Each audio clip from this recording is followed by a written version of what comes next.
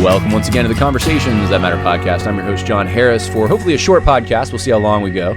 But I can't take any more of the Tim Keller stuff. I'm sorry. For those who have been following lately, I've been doing a book engaging with Keller.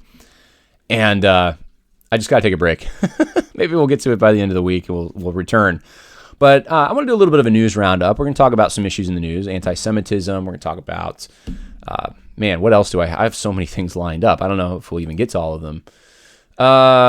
We'll talk about, tensions rise on the day 2 of the AP Hill statue removal. We'll talk a little bit about statues. And we'll talk about maybe Phil Vischer. Some of this stuff kind of relates. I got stuff on doxing. I got stuff on Al Mohler. I got so much stuff pulled up here. It's TGC. But we will see how far we get. We're going to start with a video that I saw the other day called 8 Ways to Spot Anti-Semitism by Shine a Light. It was, I think, an advertisement on one of my videos. And I was having some deja vu when I saw this video. Here, I'll show you the beginning of the video. This is, or at least the picture of it here. Here's what it looks like. And maybe some of you have seen this, or if you haven't, maybe you will soon. So we'll talk about that first. We'll go through it. It's only like 3.5 minutes. But I want to let y'all know a little bit what I've been doing. And for those who support me especially, you deserve to know a little bit of what I've been putting my time into. And so one of the things that I've been researching is the debate between Harry Jaffa and Mel Bradford. Probably 3 of you know what I'm talking about, and that's okay. It's interesting, though, because we all stand in the stream of different traditions, whether they're religious or political. And I think a lot of people today on our side, the anti-woke side, supposedly, at least they think of themselves that way, they stand in a political tradition, which is kind of, it's the result of modernity to some extent. They stand in a neoconservative tradition, very much shaped by, I think, the thinking of Harry Jaffa. And maybe there's a few fans of Harry Jaffa in the audience, and I'd be more than willing to receive any kind of comments that you have on this. But I've been reading him, and I've been saying, whoa, I'm getting deja vu. It's a little bit like when I was reading people like Richard Mao, Ron Sider, and Jim Wallace from the 60s, and I'm thinking, wow, this sounds a lot like David Platt, Tim Keller, and, Russell Moore. And I'm reading Harry Jaffa, and I'm thinking, this sounds a lot like Mitt Romney and a lot of these Republicans who voted for the Disrespect for Marriage Act. He sounds a lot like even the anti-woke, supposedly evangelicals, some of them even claiming to be theonomists, in our circles. Because they have a commitment to the liberal order that Harry Jaffa was trying to support, I think, in some ways. And maybe my terms are a little too aggressive. I don't know here, but the sense I get from reading him is that, he was a great advocate for this proposition nation concept and really saw in Lincoln. Lincoln's his guy, the founder of the United States. I mean, Lincoln's becomes like the chief founding father, I think, in Harry Jaffa's conception. And the Declaration of Independence gets read through the Gettysburg Address, and then that fans out into the future of the United States. And this is how you have conservatives today thinking Abraham Lincoln and MLK are like the two big figures on their side or something. And they're Republicans, or at least I don't know if MLK was, but Abraham Lincoln, of course, was.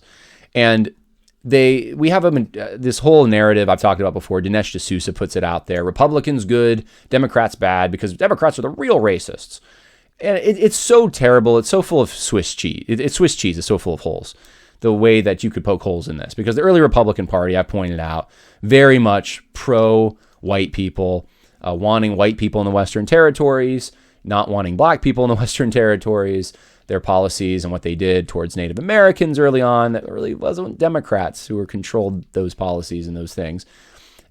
Even you could look at even General Grant and contrast what he did against Jewish people and what and those in the South who were predominantly Democrat and what they thought of Jewish people, and even just those things are going to get you a different narrative. And do you really want to attack the stream too aggressively that Thomas Jefferson sits in? He was what they call it at the time, I think, Democratic Republicans, but it was the forerunner to the Democrat Party. And they used to have their Thomas Jefferson Jackson dinners, which they've just stopped recently, but the Democrat Party used to do that.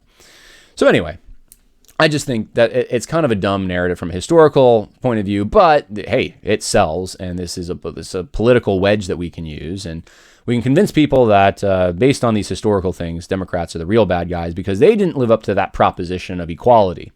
And I think that's what Harry Jaffa kind of gives us, is this, it's America's equality. It's not a people in place so much as it is this idea of equality. And I think this is the kind of logic that's been used to justify things like, I'm a Republican, but I'm going to vote for the Respect for Marriage Act because guess what? I believe in equality. And this is what the kind of thing I think possesses people like David French to say, well, drag queen story hours is one of the blessings of liberty, because there's this higher noble good, which is making sure things, freedom and liberty and equality, and these things that change definition, like Jefferson's conception is so different than the conception pushed today. You just adopt these things and they become the barometers or the things that steer you towards the policies you're going to support. And you see it on our side to some extent that, I'm not woke, but I think some statues should come down. It's like, well, you are a little woke then, I think. There is a little wokeness here. If in a context of a revolution happening to our country, you think, the Jefferson statue should come down, but not the others, or more often than not, it's all those Confederate statues should come down, but I want to support the Lincoln founding fathers and Columbus statues. And it's like, that this is the way the left works, the 2 steps forward, 1 step back. We're going to push for Obamacare, and Republicans fight it, and then who fights it now? No one. We're going to push for gay marriage. Who fights it now? The Republicans? No one. They're pathetic now. They're groveling for like, oh, we don't want women in competing with men in sports. I mean, we're down to this. That's what we're groveling for. Like, we think we get a big victory if we made sure that a man doesn't get to compete with a woman. Like, it's like, whoa, that's, or we could get some good vetting in here to make sure that people who are citizens are voting. I mean, it's down to that. It's that pathetic. Not dissing the people who are fighting for those things. I'm just saying we're down to some pretty basic stuff here. And a pretty big sign that we're in the fall of our empire, of the United States. We are experiencing it, which is why we got to put our hope into other things. Love your country, but I would say, localism is a big thing for me. Love your people, love your place, but think of your place in smaller increments and units and things that you can actually affect on in the scale at which you operate. And obviously evangelize, be involved in your church, make disciples. I mean, these are all important things that must happen. Absolutely. But I'm working on giving a very specific agenda. Here's what we know has happened to us, and here's how we respond in a new book. And one of the things that I want to include in that is this discussion of Harry Jaffa versus Mel Bradford, because Mel Bradford was seen as kind of the paleoconservative figure who opposed Jaffa and his interpretation of the Constitution and really more the Declaration of Independence, and saw the United States as more of a tangible thing, people, place. And it was when he was appointed as the head of the Department of Education, I believe it was, in the Reagan administration, and he was that it was withdrawn, that invitation, that nomination, that some people say paleoconservatism died. It still exists in places like Chronicles Magazine. You'll still find some of it, but it's in these little arenas. Jaffa, though, controls, I think, so much more. I mean, Claremont and Heritage and most of the talk show radio hosts, they all seem to be kind of in that Jaffa way of thinking more so. And so I want to figure out how to, define this, really give it to you straight. And I don't see any other evangelical Christians who are even aware that they might stand in that tradition. And that's, the way it is. That's how we are with a lot of things. We just kind of accept what's given to us and uncritically. And I think that when I'm able to fine tune this more, I think it'll be very helpful for many of you. So that's for my supporters. So one of the things that I am working on right now and writing on, and it's exciting. I enjoy it. It's historiography. It's history to some extent, and philosophies, I guess, involved in that to some extent as well. And so anyway, appreciate your support, and hopeful to give you some more helpful information on this as time goes on. My thoughts are a little incomplete right now, but I think some of them will come out today a little bit since I've been stewing on this, because we have, first, a video on anti-Semitism. And like I said, I had deja vu. I thought, man, this is like 2020 when I was hearing about all the ways white people are so terrible. They have white privilege and they are racist and they don't know it. And now I'm finding out, man, there's a whole big group of people who are anti-Jewish. I'm going to use that word more than anti-Semitic because it doesn't make sense to me, really. Semitic would mean, I think, descendants of Shem, right? So Jewish people would just be one group in that. But anyway, anti-Jewish. So there's a whole bunch of people who are anti-Jewish that they may not even know it. Like, this is a problem, and they might be supporting Nazis. This is the way the left works, by the way, is they can get you into some kind of an oppressor identity in 2 steps or less. I mean, they can it's so easy for them. And I want to show you the strategy being employed now, because obviously there are people in any society who are going to hate other people. There's always going to be that. You can't get rid of that. No matter who's in control, you can't get rid of that. That's a problem of the heart. And there's going to be people who make idols out of their ethnicities. You can make an idol out of just about anything, right? So, sure. But is this a level 10 threat, red alert, ship is going down unless we do something about these Nazis? Drop your concerns about FTX and about the Biden laptop and about the price of gas and about the Respect for Marriage Act and about abortion and about, all these other issues that you think are important because the Nazis are here again. That's the drumbeat I'm hearing. And here's the video. Here's what they have to say. And I want you to watch it, and then I'll give you some comments on it. I might stop a few times. We'll see. In 2021, 1 in 4 American Jews reported that they faced anti-Semitism in the past year. Whether it's online, offline, or in person, from offhanded remarks to physical threats, anti-Semitism is a real, persistent, and growing danger. Some anti-Semitism is upfront and in your face. I got to show you this. Look at this. So this is it just flashes before you. You have these flags, and the guy looks like he's sitting at the set for Home Improvement, Tim Allen's show back in the 90s. And they have these lawn chairs that look brand new with bottled water. Apparently, these are Nazis, right? That you have an American flag with a Nazi, a swastika superimposed on it. You have a Confederate flag over here. You have all Nazi symbols, and then you look at the flags here. Look at all the creases in the flags. These are brand new. So this is stock footage, or it's staged in some way. These neo-Nazis supposedly, and so in this video, which came up as an advertisement, I think on one of my videos, is from this organization Shine a Light On, is trying to get you to associate, like, hey, Jewish people are saying themselves, 1/4 of them are saying they've experienced anti-Semitism, and look at these Nazis just hanging out. Semitism is up front and in your face. Yeah, it's in your face. That's the thing. It's so in your face. We had to go to a studio and buy new flags to show you how in your face it is. But it says Channel 4 News. Channel 4 News. So yeah, the news. I mean, maybe these are some actual like Nazi-esque type people. I don't know, but if they are, man, they really don't display those flags too much if they're all folded like that. So anyway. You're going to see some examples of anti-Semitism. It's going to be memes. It's going to be people saying that George Soros is in control or benefiting from the COVID virus. It's all kinds of things that get qualified as this. And you're supposed to draw from that, like, oh my goodness, it's all associated with the swastika. We got to do something about it.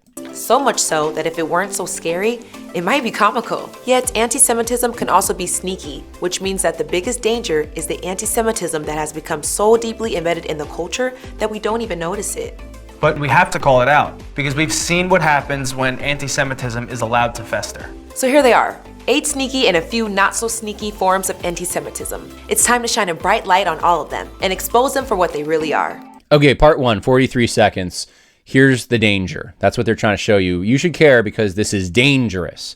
Get through your mind how dangerous it really is. And I haven't looked into some of the news stories they flashed up there about synagogue attack. I mean, there's a lot of church attacks. I know that. Media doesn't tend to focus on those. But that happens far more. There's a lot more churches in the United States too than synagogues. But is there a war on Christianity? I think I could probably substantiate that there definitely is. We just talked about the Disrespect for Marriage Act and what that will do to religious freedom among people who specifically have the traditional view. And we're a country that used to be Christian in general. At least that set the template, that set the tone. And now we're coming into a country that's very secular, and it's a process. And so that's the process we're in. And so Christianity is less and less normal, and sexual perversion is more and more normal, right? That's the pendulum we're on. I think people see that as obvious. So is there anti-Semitism or anti-Jewish behavior, views that are, I'm sure there probably is some of that somewhere, but is it pervasive? Is it, this has never been a Jewish country. So, this is where I want, okay, what's the evidence? And I would say that the first 43 seconds is pretty lacking. Like if you got to go to a staged, flags, swastika flags, and show tweets from a sheriff who's saying that George Soros is somehow has his hands in the COVID stuff. I mean, you're getting pretty desperate here. So that's the warning sign. I don't think it's sufficient, but here we go with all the ways that you might be anti-Semitic and supporting Nazis, I guess. Number 1, the complementary stereotype. Ever had someone tell you that all Jews are wealthy and successful, that they've got higher IQs and better socioeconomic outcomes? It sounds so nice, right? Surely those are compliments. Think again. Spotlight. That model minority myth is anti-Semitism. Number 2, but they're so powerful. Ever heard that Jews are so powerful that they control everything from the media to the banks to global politics? Spotlight. Would there really be anti-Semitism if they were really that powerful? Number 3, there is intersectionality of Jewish and white privilege. Ever heard that Jews enjoy Jewish privilege and white privilege that helps them uphold white supremacy? Spotlight. That's anti-Semitism. Jews come in all colors and nationalities. Number 4, money, money, money. The image of... Okay, I just got to stop. So if you just quote some stats, if you just say Jewish people tend to make more money, they tend to be in control of influential industries more so per capita at a higher rate, whatever. You're anti-Semitic, I guess, if you just notice those things. And you could say, well, Nazis say those things. Well, maybe they do, but that's not the thing that makes them anti-Jewish. So if you just repeat a fact, that can put you in danger of being anti-Semitic. That's concerning in my mind. And I'd like to know how far we go with this, because I know in the past there's been controversies over, was it Ed Young had a controversy over this, I think, a few years ago, where he just was quoting some scripture about what Paul said about the Jews, and Paul being a Jew, of course, but about Jewish theology. And then he's called out on the carpet for it and has to make this statement. I think it was Ed Young, if I'm not mistaken. But there is a view, and we'll see if we get there. I don't know if it's in this video, that if you're a Christian and you try to even evangelize a Jewish person, so you insinuate that their religion isn't the true one, then you are somehow anti-Semitic. So, I mean, I would say that's a lot more aggressive than just stating a fact. And this is where we're at. This is like this would spread the net so wide that a lot of people would be anti-Semitic who don't have the least bit of hatred for Jewish people. They're probably Jewish themselves or married to Jewish people, have Jewish kids. My wife is part Jewish. It's a small percentage. I mean, we did her DNA test, and I don't even remember. It was like 8% or something. But it's, and there's other people in my family who have higher percentages. But like, I don't go making a thing about it. I don't wear it on my sleeve, nor do I. Neither does she, really. I mean, she's probably wouldn't appreciate me talking about her DNA, but I've joked that we're in an interracial marriage because she's got like a third or whatever, a quarter Russian in her. And I know you're not supposed to say that either. And I'm just like Scottish and English, and she's got a bunch of Scottish and English in her too. I mean, from the outside, everyone would think we're just white, but hey, once you get that DNA test, you find out some things. So anyway, people who say these kinds of things, I'm just saying, like, who point some of these things out. I was even having a conversation with someone not long ago about this, and just this whole thing, because I think it was because of the Kanye comments that Jewish people control Hollywood and stuff. And I happen to have relatives who work in Hollywood, and that was always kind of just an obvious thing, that Jewish people tended to be way more influential in that industry than in other industries. Just like there's certain industries, other ethnicities or cultural groups tend to be influential in. And I was just like curious of like stating that doesn't mean that you're against them. You could even be paying a compliment. It's like they're really good at this particular thing. But anyway, that makes you an anti-Semite now. Jew is really old and really ugly. If you hear someone making a generalized statement about Jews being cheap or obsessed with money or unethical in business, Spotlight. That's anti-Semitism. Number 5, but it's for social justice. There are lots of legitimate ways to... Oh man, I can't stop at every single one of these, but I did work for a while in a Jewish community off and on in New York. And I will say, because I was doing contracting work, that And I got you when you work in this field and you're going and you're knocking on like 10 doors a day over the course of years in various regions, you'd see a lot of regional differences and you see a lot of cultural differences. And boy, did I have a crash course in culture. And it was way more beneficial to me in understanding culture than going to seminary or grad school and trying to study the stuff in the classroom. And I will say that there is a tendency among different groups towards like the way they handle money and the way they try to even barter with you or get a deal. It's much different. And I, and even white people, quote unquote, are different in different regions. But in New York, there was a tendency like towards, this is just general, there's exceptions obviously, but there's a tendency that white people in general would just kind of accept whatever the price was, whatever the service was. They would just accept what you give them and not ask questions. And if they happen to be in certain socioeconomic brackets, like a little more well off, and especially if they were more Italian, like in Westchester County, I noticed there was a tendency to try to get you to do more than you were there to do, let's say, and to get more out of the company, to maybe even threaten legal action if it didn't go their way. And so, not saying and I'm not against Italians at all. My best friends are Italians. I'm just saying there was a different cultural difference. I noticed people from the Middle East and from India tended to be more, they would haggle a little more on the prices of things. And Jewish people, I noticed, especially in like the Hasidic communities I would work, they definitely did tend to be,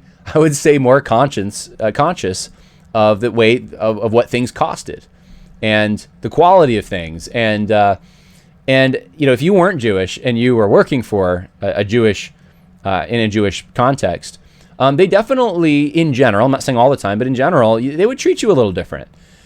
And they have an in-group preference. And so anyway, I'm just pointing these things out, not to make any assessment about any of them, but just these are observations I had. Like, are you a racist for having observations? Like, no. Like, that shouldn't be that shouldn't get you labeled anything. You're just someone who observes things. And does it adjust as a repairman? Would it adjust the way that you acted, behaved, or what you were ready for, or the conversations you'd have? It might a little bit.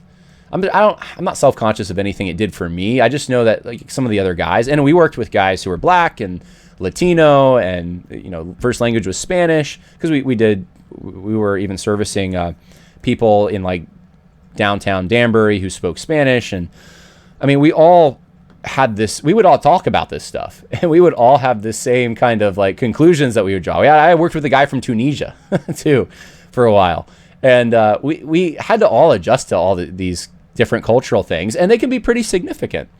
So anyway, I'm just saying, like, this is what you're finding out so far in this video is like, you could think that even noticing certain qualities, if they happen to be negative, or even if they don't happen to be negative, whether good or bad, whether it's well, there's a tendency towards greediness, or whether it's, well, they have a tendency to be really good at certain things. So positive or negative, if you just notice certain characteristics, you're anti-Semitic. Like, is it the same with white people? Is it the same with, I mean, this, to be fair, God hates unequal weights and measures. This would have to be the same across the board, right? So noticing what good or bad qualities that tend to be part of any culture, I guess, would make you a bad person, right? That would, you'd have to draw that conclusion if you're trying to be fair, which I don't know if they're trying to be fair. But so anyway, not very helpful, is it? But this might be the road we're going down. Test the policies of the Israeli government, but attacking Jews on the street, vandalizing Jewish institutions, or using words like apartheid, genocide, and baby killers when talking about Jews. Spotlight anti-Semitism. Number 6. Okay, so demonizing Jews by claiming social justice. Yeah, I mean, I would probably have some degree of agreement with them on some of this. That, yeah, just demonizing them because they happen to be good at some things. They happen to benefit in some ways because of their discipline and the way that they're whatever it might be, the cultural factors, whether it's an in-group preference, no matter what. I'm not saying what it is, but whatever it is that helps them be successful. If you just notice that and you have a lot of resentment build up about it, sure, like this is going to get you into territory where you're coveting, where you want revenge, and like these things would be wrong, right? Got a point though. Have you ever seen people protest against Orthodox Jews moving into their neighborhood, or heard folks link Jewish people to gentrification or other urban issues? Spotlight, that's anti-Semitism. Number 7, middle of the sandwich. A phenomenon of our time. The anti-Semitism wheel goes full circle. White supremacists and progressive anti-Zionists have one thing in common. Spotlight, they both use the same language and promote the same hatred. Number 8, the Great Replacement Theory. Have you ever heard someone say that the Jews are polluting Western culture? That they're slowly but surely replacing white people? That they're encouraging immigration from non-white countries in order to destroy white culture? Spotlight. That kind of rhetoric is not only anti-Semitic, but it's also racist, promotes violence and murder, and threatens everyone in our society. Bottom line, anti-Semitism is lurking behind well-meaning compliments, tired old stereotypes, social justice crusades, and concerns about Western culture. Anti-Semitism also fuels racism, bias, and promotes hate and violence. Now that you know how to spot anti-Semitism, what are you going to do? Okay, so here's the activism part. You're going to have to go, maybe we should go door to door, knock, ask for people's papers, and then find out if they've done any of those things. So, wait, hold on. So we could not be anti-Semitic. Wait, hold on, John. They want people to be activists. That's the point of this. And, there's a mixture of things. Like some of these things, there's like a few things that I would say, like, yeah, like if you're, if there's resentment, if there's bitterness, if there's let's plan something violent, if there's let's hurt these people because of something like that's one thing. But if it's something like they just gave the example of gentrification, right? There's a town that that's not like too far from where I live. I work there a bunch, and the people in the town really did not appreciate a huge group of Hasidic Jewish people who moved up, and they're very insular. They kind of have their own community, and they took over the school board, they took over the town politics, and they changed everything. And people who lived there for generations were just mad about it because it happened so quickly.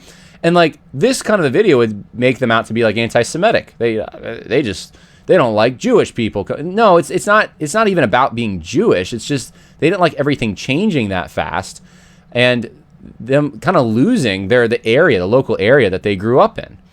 And if it happened maybe more gradually, that they probably wouldn't have had a problem. But the fact that it happened so sudden, and their taxes are going up, and the schools are changing, and they can't.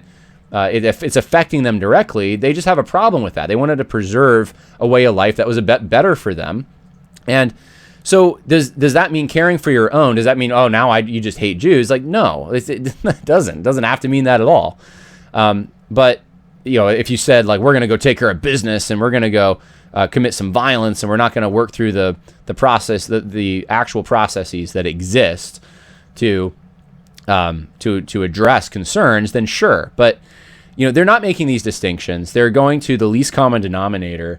And this is a common denominator that I think this is going to take Christians out.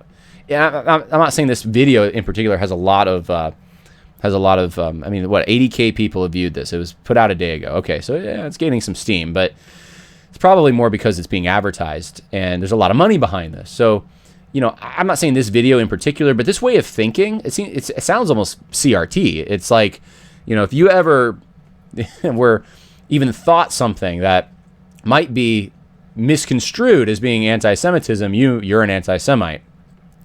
And not only that, you have the duty now to do something about it. Shine a light on it, call it out, dispel the darkness. Join the movement to shine a light on anti-Semitism. So yeah, shine a light, expose it. I guess dox these people. Try to just. Someone said that Jewish people were more powerful than other groups, or influential, I should say. Then you got to go expose that person as an anti-Semite. This is how witch hunts start. Like, they're not seeing that what they're promoting could very well lead to the very thing that they're supposedly against. So that's, I thought, was kind of funny and an interesting video. But if that stuff takes off in the mainstream, then we're going to see it's going to be the BLM stuff all over. Well, I wanted to in the tradition of hot button issues here, talk about this a little bit. This is an article that someone sent me, and it makes me a little sad. I lived in Virginia for a while, and And I remember I went to see some of these monuments in Richmond. They have some beautiful monuments there before they were taken down. Even if you don't care for the people on the monuments or whatever, they're just beautiful monuments. And they've taken down the last statue that of I guess someone associated with the Confederacy in Richmond. And these are local legends. Like these are people that would be significant to not just the history of the Confederacy supposedly, but also the history of Virginia. And they've just taken down. And here's the wild thing about this. It's like, John, another statue article. Come on. Yeah, I know. Hundreds of these things have been removed. And I did a whole documentary, American Monument. You can go look at it where I talk about this. But here's the thing that makes this one interesting to me. I was a little surprised when I talked about a few weeks ago this Arlington National Cemetery, which was Robert E. Lee's land at one time. Now they're taking down the monument that Moses Ezekiel, a Jewish person, ironically, sculpted and put there. He was in Virginia Military Institute. He was a Confederate soldier, but he was also a renowned painter that many presidents respected and went to. And he was in Europe for a while. He was just a really good sculptor. Did I say painter? Sculptor. And, in that story, I pointed out that Moses Ezekiel, his tomb is underneath the statue. That's where he wanted to be buried.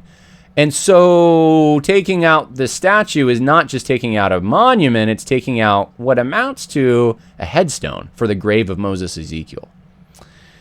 And I think there was a plan to exhume him, to take his body, to take it out of the ground and put it somewhere else. And I thought, this is the most disrespectful thing. And where are all the people who scream anti-Semitism right now? One of the most prominent Jewish Americans, probably the most prominent Jewish American sculptor in history, is being exhumed. His grave dug up, his headstone destroyed. At least that's the plan. And not a word from all these supposedly pro-Jewish groups. And that, that's one of the things I think that sticks a hole in the narrative that it's all Jews just supporting each other, because there are certain Jewish people that the rest of the community doesn't seem to want to have much to do with right now. Moses Ezekiel is one of them. Well, I thought it was egregious, particularly because of the fact that when I found out he was buried there, I thought, wow, this is a desecration. Until we got here. And this happened one other time that I know of too. It's probably happened more than I realized, but I think this happened with Nathan Bedford Forrest too. They dug up they messed with his headstone, basically. The monument was basically functioning as a headstone. Well, here we have Richmond, Virginia, Tuesday, December 13th. Bystanders gathered around the site where a statue of Confederate General E.P. Hill had previously stood for 130 years prior to its removal on Monday, December 12th. On the second day of the removal process, onlookers watched as crews, along with an indirect descendant of Hill, unearthed Hill's remains. So they're taking his body out of the ground. After hours of digging through rocks, dirt, and debris that rested below A.P. Hill's memorial, crews uncovered the general's remains using a tarp and truck to shield the view from spectators. The A.P. Hill monument represented the last Richmond-owned Confederate statue to be taken down in the city. Let's see here. And people are proud. They interview people who are really happy to see what's happened to their city. This monument was unique compared to other Confederate statues. Okay, here it is. That were previously removed. Its dual status as a statue and burial site sparked controversy and delayed its removal. The city of Richmond planned for the statue to be displayed in the Black History Museum and Cultural Center of Virginia. But indirect descendants of A.P. Hill contested that decision. These individuals claimed to see the statue as a family headstone and a grave marker for their relative. Therefore, they feel it is more appropriate that the figure remains with Hill's remains and also to be transported to the Culpeper site. So they're going to put Hill's body in this battlefield at Culpeper. All right, so here's the deal. This is what's so egregious, and this makes me realize we've lost a sense of the sacred in this society in the worst way. You have a headstone for a man who's buried, and it's a memorial, but it's a headstone. It's a man who defended the city, a man who defended Virginia, okay? It was at the time when he enlisted, that was the duty that he felt he had, and it wasn't incorrect for him to feel that way. A lot of people thought that their allegiance was to their state.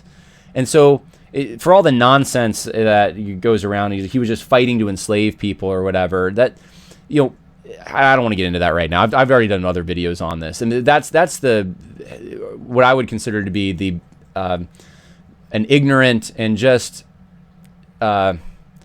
it's a smear line that is used today as a pejorative to try to attach anyone who could possibly be associated with anything Confederate into it's just motivated by racism, slavery, something like that. Doesn't mean there weren't people that wanted to keep slaves and thought that this was a mechanism for trying to continue that. I'm not saying people like that didn't exist anywhere. I'm just saying that, though, to broad brush it, that the fact that A.P. Hill was a Confederate general means that he's just a traitor and just like slavery, and therefore we can now decide to destroy his, or take his gravestone out and then recontextualize it. Here's the recontextualization. Put it in a African American or Black History museum. It's not against Black people. It's not against African Americans at all to say that's the headstone of our relative. And I know you just reduce him down to fighting in an army in a republic that had slavery as one of the things that existed underneath it. And because of that, and because you think that it was motivated by wanting to fight for that, that you want to take him out. But we're the family, and we kind of see this as, he's a much bigger person than that, and he's doing something noble here too. He's trying to defend his state from an invasion, and none of that flies, because this is the CRT stuff. He's reduced down to one thing and one thing only, a sloppy smear interpretation of his entire character that reduces it down to one thing. That's all it is. And that's who we all are. If you, just like I showed you with that video, man, you state one fact that you're not supposed to state, you're an anti-Semite, and you get reduced down to it, and you're tarred and feathered.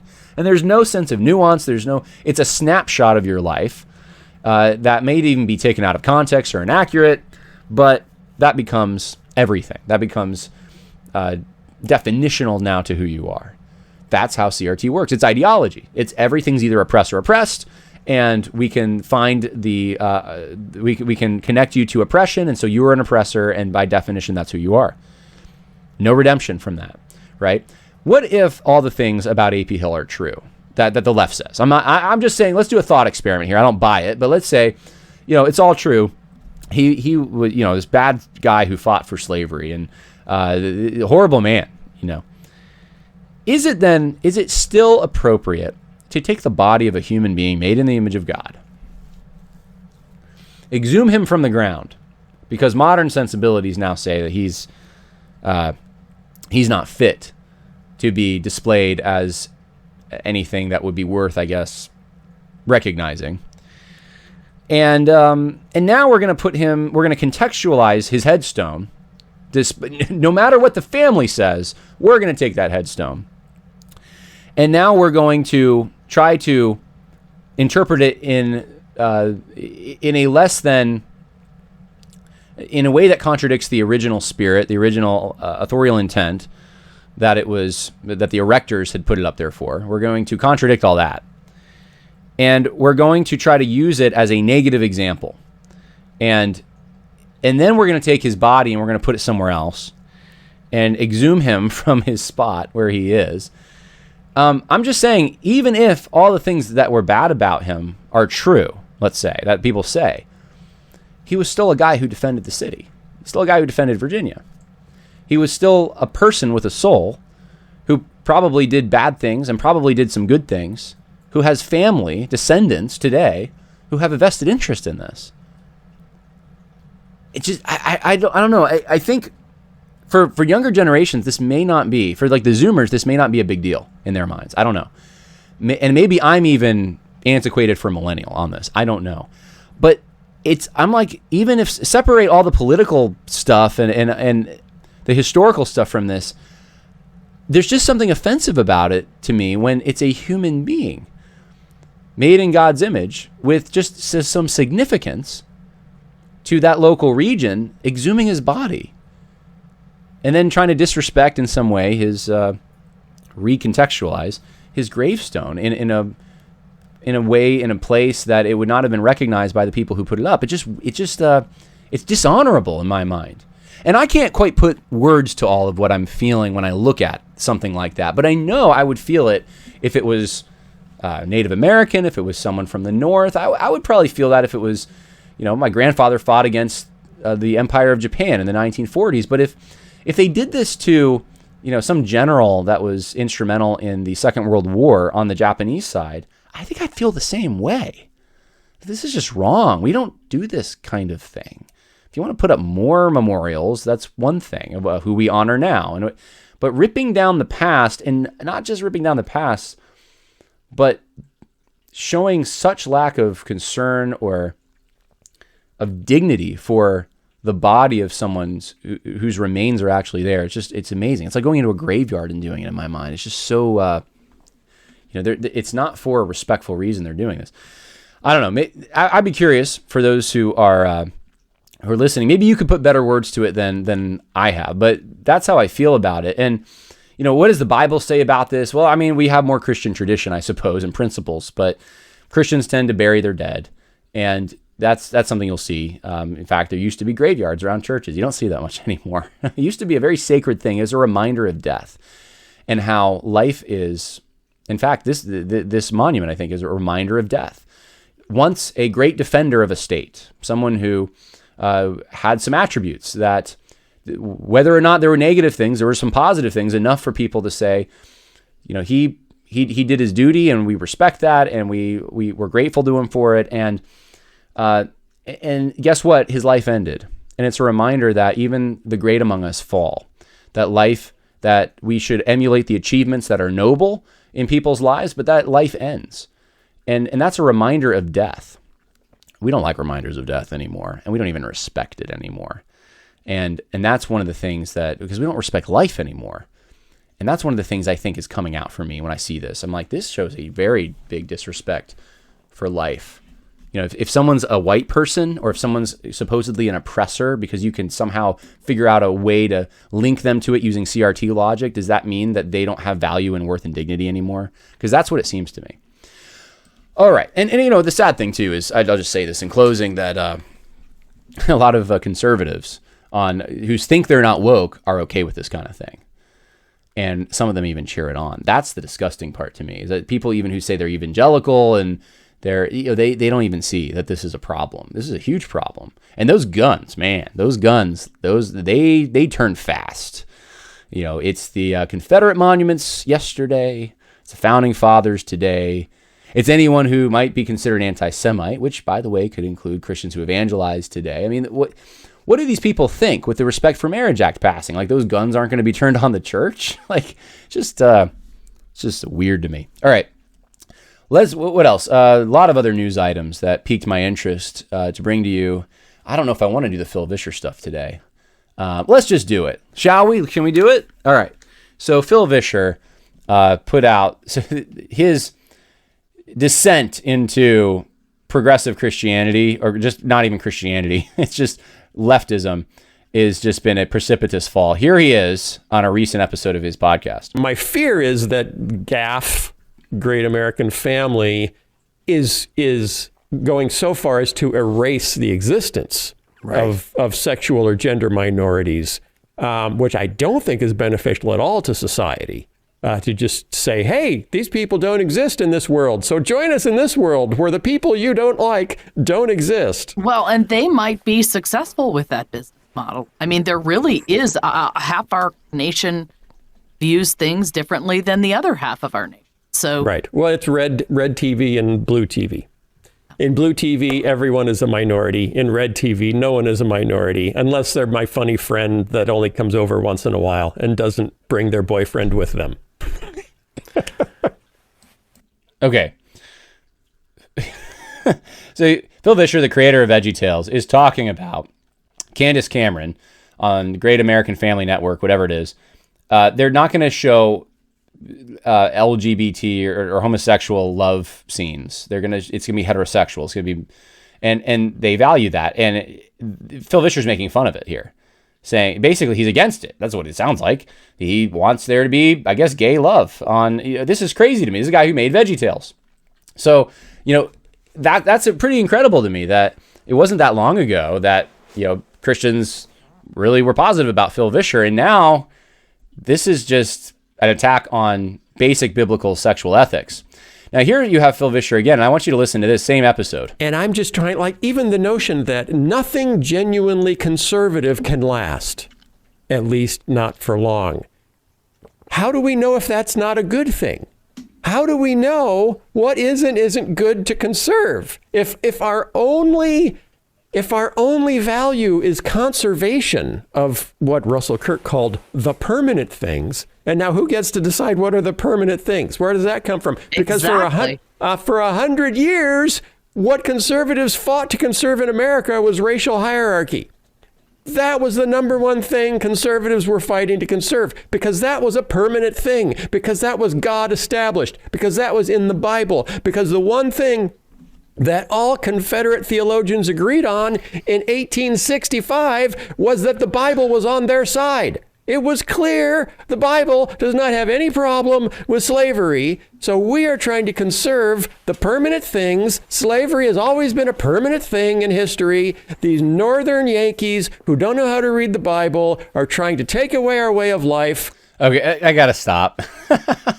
So, all right, if you think that Phil Vischer was moving very fast, you would be right, because he just talked about 100 years. Conservatives want to conserve racial hierarchy, and it's Confederate theologians who wanted to conserve slavery, which is part of that because it was a permanent thing. And therefore, conservatives today, I'll just finish the clip, and then I'll give you some analysis. That's my summary of what Phil Vischer has said so far. And we must conserve it. So now we say, oh, yeah, but they were wrong. Oh, yeah, that wasn't one of the permanent things. Now we know what the permanent things are. And the permanent things are the nuclear family, as came into existence in 1952. That's a permanent thing. And heterosexual marriage. Okay, here we go. So this is an argument where Phil Vischer equates, I guess, racial hierarchy with heterosexual marriage. It's interesting. It seems like more and more Phil Vischer's making arguments against the traditional marriage, which is funny for a guy who was, I thought, reinforcing that with his VeggieTales series. The issue with this whole argument, I think, is that Phil Vischer doesn't quite understand conservatism. Real paleo, authentic conservatism. And it's the same misunderstanding I think you're going to get from neoconservatives today, who tend to run most of the political institutions on the right. And that's one of the reasons I think I opened up this podcast talking about Jaffa and Bradford, because I think in this particular situation, what Phil Vischer's trying to do is paint conservatism as this philosophy that without any moral scruples or examination just accepts whatever tradition brings its way. And there's no mechanism for correcting tradition when it goes off the path. It's just, let's accept whatever was before and defend those quote unquote permanent things. And those permanent things he defines to be something I think less than what Russell Kirk or T.S. Eliot, who actually was the one who said permanent things. Russell Kirk, I think, was the one who just explained what T.S. Eliot said. He would define it, I think, in a different way than they would think of it. And so how did they think of it? And this is my understanding from the research I've been doing recently, is that the permanent things, and I should say, for those who don't know, Russell Kirk, you should read him, Conservative Mind, book in the 1960s, probably the greatest, or considered one of the greatest conservative thinkers in the United States history. So anyway, he wrote a book called The Conservative Mind, and he tried to really define out what is conservatism, particularly American conservatism, and he does a pretty good job, I think. And one of the things that he focuses on is that conservatives they want to preserve things that are true and valuable, that are good, things that tradition have taken even centuries sometimes through tradition to bring to us, that can be destroyed so easily, but it takes so many years to build them. And so it's so destructive when you actually do destroy traditions and things that are guarding the quote unquote permanent things, because we don't get it back that easily. What do you mean, John? Well, I think what I mean is this. The permanent things, according to Russell Kirk, were things that were fundamental for existence, things that were fundamental for our identity as a people, for just the way things actually work. And things like a family, that's fundamental to existence. You start attacking a family and you don't really have society, because society is built from family. right? You're undercutting your whole entire society when you attack the family. And it starts with attacking marriages, right? If you attack marriages, you're attacking the family, you're attacking society. That's how this works. So I think, something like the family, this is a permanent institution that God's created that is worth defending no matter what the current style is. And that's what Russell Kirk meant. And whatever ceremonies tradition has brought to us, like marriage ceremonies and all the things, I would say really good things that are associated with that, and the way that we treat custody and the things associated with family, these are things that have been developed over time. The reason we don't let 18-year-olds drive, or sorry, maybe we shouldn't. The reason we don't let 18-year-olds vote. The reason we have age limits when it comes to marriage. Like a lot of these things are part of tradition. You don't necessarily find them in the Bible or in even natural. Well, you could try to make a natural revelation argument, I suppose, but you're through a lot of trial and error and over time and applying good principles from the Bible, from natural revelation and stuff. We get to this state of affairs where this is working, this makes sense, and to just like reinvent the drawing board every 10 minutes doesn't make sense. That's what evangelicals have been doing forever. We reinvent, we're going to do this new worship style and this new relevant way to communicate, and no longer will our churches have graveyards because that's antiquated and makes it feel like a church, and we need to feel like a strip mall, and we need, so you know what I'm talking, no offense to those who go to strip mall churches, but you know what I'm talking about. We don't have to reinvent the wheel because we've been there, done that, and yes, things changed, and this is how tradition works. Tradition changes, but tradition should always guard these permanent things. Some people call them the intangibles, but these they might manifest themselves tangibly, but these are things that they're permanent in the sense that they're the intention of the creator, the design behind them cannot be avoided or ignored without doing so to our own peril. So we don't look at tradition uncritically and just do things because it's tradition. I think there is a posture of erring on the side of tradition over innovation, for sure, which is just wisdom. Tradition properly functioning should be the wisdom of the ages passed down. And we see this. Tradition in the New Testament is treated in negative and positive ways. Tradition itself is a positive thing, but it can be negative when you get off the path and then you enforce something that's, you just repeat something, you copy something that does not actually secure the permanent things. That is bad tradition. There's bad tradition, there's good tradition, right? And tradition should be good, but it isn't all the time, and that's where we have to correct, and we go back to better tradition. And right now it's tradition now to have gay marriage in the United States for 7 years. I would say going back to a previous tradition that guarded the permanent things is much better, right? Right. So you can see kind of how this works. Tradition, we should err on the side of tradition, I think, most of the time for the sake of wisdom. I'm saying tradition properly functioning, good tradition. It doesn't mean, though, that you can't ever criticize tradition. In fact, there should be mechanisms for amending traditions, even within tradition itself. We have a whole system based on this. That's supposed to be how our justice system even works. Stare decisis. We're supposed to be able to correct things when they go off. We just had a correction with overturning Roe v. Wade. But again, in keeping with it, there was a lot of respect for tradition in the decision that was rendered. So anyway, Phil Vischer's wrong, and this is his main problem. He's wrong when he tries to make conservatives out like they just blindly follow tradition, and there's no ability to examine tradition. Tradition has a place, but tradition isn't a final authority on all things, right? Tradition should guard the permanent things. Tradition should complement the permanent things, should beautify, in some senses, those things. And when it comes to hierarchy, this is part of the warp and woof of life. There's always going to be hierarchy. It doesn't mean it's racial, but there's always hierarchy. You see it in the New Testament. Paul teaches there's hierarchy. There's subjects, there's rulers, there's husbands and wives and children and parents. And he talks about slaves and masters. You could say labor relationships. And Phil Vischer brings up slavery, and this is where I think a lot of neoconservatives today would join Phil Vischer and condemning those evil, horrible, they were Democrats, so they weren't even us. They weren't conservatives. And even though, a lot of the people who, even people who owned slaves, like a Thomas Jefferson, would have been, would have been, I guess maybe he wasn't the best one for me to pick, because some people do try to make Thomas Jefferson out to be radical. But Thomas Jefferson, I think, is actually one of the best examples of a conservative. But Patrick Henry, let's pick him. Everyone can agree Patrick Henry is a conservative. He owns slaves. Oh my goodness, he must not be conservative. And conservatives are doing this to their own peril when they start doing these things. They're ignoring a much more complicated situation in which many, even at the time of the 1860s, many had the moral capacity, fortitude, to end the practice, but not in the way that they were being asked to end it. They weren't really being asked. There was an acknowledgement, an understanding among many at that time that slavery would not continue. It could not continue indefinitely.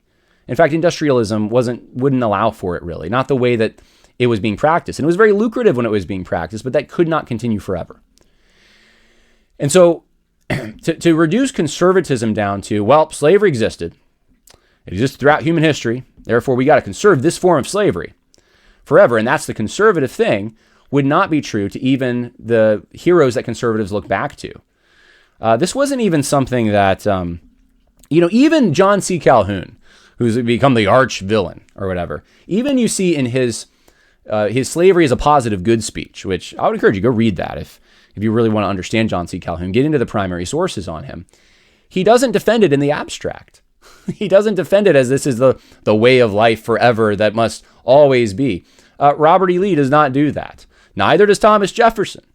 None of the people that were involved in the practice that conservatives, that I, at least as I know, that I'm aware of today, that they look back to for inspiration, seem to think that this was part of the permanent things. And that's where prudence comes in. So many people don't realize that the way in which slavery ended in a war-torn situation, made 1 million of them get disease and starve. You never see that movie, do you? A lot of people are raving about this movie. I haven't seen it. This Emancipation movie. I don't even know if it's accurate. I haven't seen it yet, so maybe I'll talk about it if I end up seeing it. But I right now, I probably won't see it for a while. If I think it's only available on Apple TV anyway. But but a lot of people are raving about it. I've seen even people on the supposedly anti-woke side raving about it. And, they're just, saying things like the left, it's against the left. And which I'll be pleasantly surprised if it's against the left. But that, and this is just goes to show you that, anyone who would have ever been involved in this practice is a horrible person. And, I can't even believe there was ever a Confederacy. I can't even believe that people own slaves, and just, these reactions are bubbling up.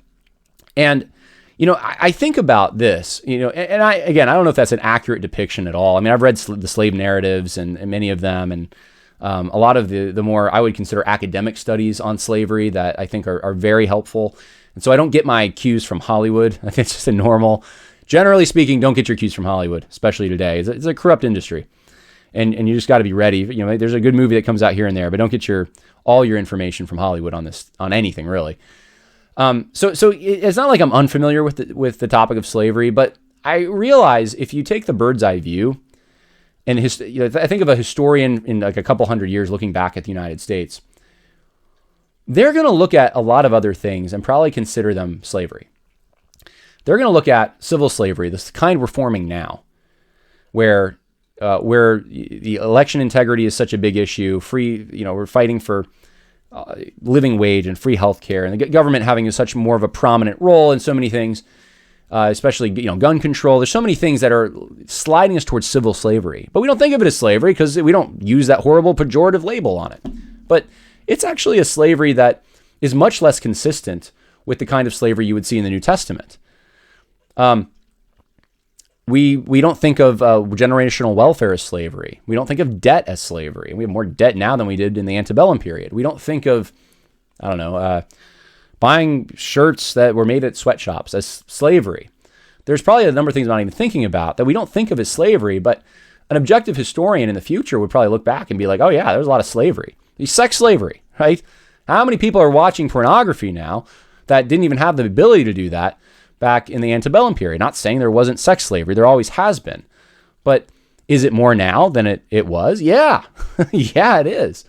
So, this is the kind of thing I'm talking about, where there's just an absence of, there's a tunnel vision. This ideology causes this, where you only look at this one thing that's the approved oppression and make that the only thing you focus on or care about. And just any honest, I think, look at the United States today, you would have to see there's terrible abuse. There's forms of slavery that are just awful, that are approved of even, and are not seen in that way. And what do we do in this situation? Do we just end generational welfare tomorrow? Well, that would hurt a lot of people, right? So you have to think of the condition of the people in these situations as well. It's not an easy answer. And conservatives approaching this kind of thing, I think, take into account those things. It's not a simple binary way of looking at the whole world. There are binaries, but it's when you look at a problem like this, you're not, as I think even a biblical thinker, you're weighing a lot of different things to come up with a wise way of approaching the topic. Abortion's an easy one. Murder's wrong, so boom. Murder's a great evil, and you outlaw it. Something like generational welfare, yeah, the Bible says you shall, if you don't work, don't eat. But that's in the context of the church. We have a principle, but we know if we were to exercise that principle in a fashion that was immediate, we would have a big problem. And the cure might end up being worse than the disease. So we have to kind of ease off the gas pedal. I mean, there's all sorts of strategies. Same thing with publicly funded education. People have learned to rely on this. If you just ended it right away, what would happen? So we're against these things, but coming up with a plan to do something about these things, that's another story. And conservatives are weighing, or they should at least be weighing timeless principles. They should be looking at the prudence of the situation. They should be thinking through tradition and what tradition has brought to them, and what the tradition should just really be the experiment of history, learning from our past mistakes. That's what tradition properly functioning should be doing. And then going ahead and making a very reasonable assessment that it leads to the rectification of the situation, instead of just a binary it bad, get rid of it and not think of consequences, which is how the left operates. They don't tend to think of the consequences of the actions that they're putting into place. So anyway, all that to say with Phil Vischer, he doesn't understand conservatism. The permanent things are those things that would be intrinsic to, definitional to human nature, survivability on this planet, fundamental to our identities, I would say. And this is how Russell Kirk presented that. He misses the point of what that is. And I think a lot of conservatives today, so people who think they're conservatives, also miss that point. And when they start to make it out, it's just freedom or equality or something. And tradition has no place at all. Tradition does have a place, and it should have a place. It's inevitable. It's inescapable that it will have a place. Just like hierarchy is inescapable as well. There's certain things that are just inescapable. So anyway, I probably beat the dead horse, and I've talked enough about it. But that's my take on what Phil Vischer said here. And it's just, a lot of it just strikes me as smearing today. Just a lot of name calls going around, Confederate theologians, anti-Semites, and it just shuts down all reason. And if you can just smear someone and call them a name and associate them, associate Confederate theologians with people who want to preserve the traditional family, then you can smear people who want to preserve the traditional family. It's just sick. It's just sick to me, the way these people go about this. Make an argument, right? Make your case. If you really think it's bad to preserve the traditional family, let's hear it, instead of just constant ad hominem, which is what we get from people like Phil Vischer. And sadly, I think we're getting from people even on our side of the social justice debate to some extent. And that's one thing that I hope not to. It doesn't mean I'm not going to use labels at times, because the Bible uses labels. But I hope I don't take this reductionistic approach to arguments. And call me out if I do, because, man, I don't want to do that. It's so off-putting to me to do that. All right. Anything else? Let's see. Man, let's end with some good news. Can we do that? Should we end with good news? Man, I have so much other bad news here. Let's end with some good news. I thought I had some good. Yeah, I do have some good news here. Let's talk about it. All right. Here's the good news. This is Eastern University on hold from CCCU after dropping ban on LGBT faculty. The school has amended its policies to allow for the hiring of LGBTQ faculty to add to sexual orientation to its non-discrimination statement. So this is a headline from November 23rd. It's a while ago, but basically the long and short of it is that Eastern University, which is a Christian school affiliated with the American Baptist Churches USA, has decided to hire LGBTQ faculty, and the Council for Christian Colleges and Universities has put them on hold for accreditation. And I just want to say, I guess it's for accreditation, that in the whole, in the grand scheme, this may seem small to some of you, but I just want to say thank you to whoever's at CCCU, the Council for Christian Colleges and Universities, because whoever's doing this, you're taking a stand, and we need to see more of this. But thank you so much for doing this, whoever's behind this. Because look, this is just what the Bible teaches. We got to take a stand for what Jesus himself taught, don't we? And this is as fundamental as it gets. So anyway, Eastern has leaned left on the evangelical spectrum. This is where Tony Campolo and the late Ron Sider, two evangelicals who urge social action and justice on behalf of the poor. That's where they taught. That is not a surprise at all. Another thing that you might see as good news, United Methodist split. 198 churches leave North Alabama Conference. In the biggest day yet for the ongoing United Methodist split in Alabama, almost 200 congregations officially left the denomination after a vote by North Alabama Conference. 66.7%. Let's see. Yeah, so those churches voted by a margin of 66.7% to leave the denomination, to become independent, or to join a more conservative denomination. That's big, guys.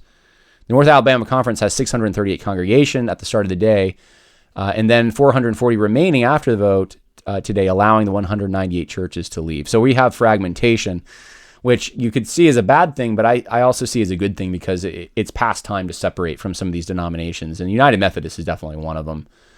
It's funny, when I was working in Virginia, I remember going to a pastor. I was working for him, doing some repair work, and he was a United Methodist pastor, and I was like, oh no, rainbow flag, I just thought this guy probably doesn't have the gospel, because I'm used to the United Methodists in New York, and it turns out this guy was rock solid. And I'm like, why are you in that denomination? And I could say the same thing, I guess, probably for Southern Baptists at this point. So anyway, I thought that was a positive development. We just need more. What was it? I think someone told me.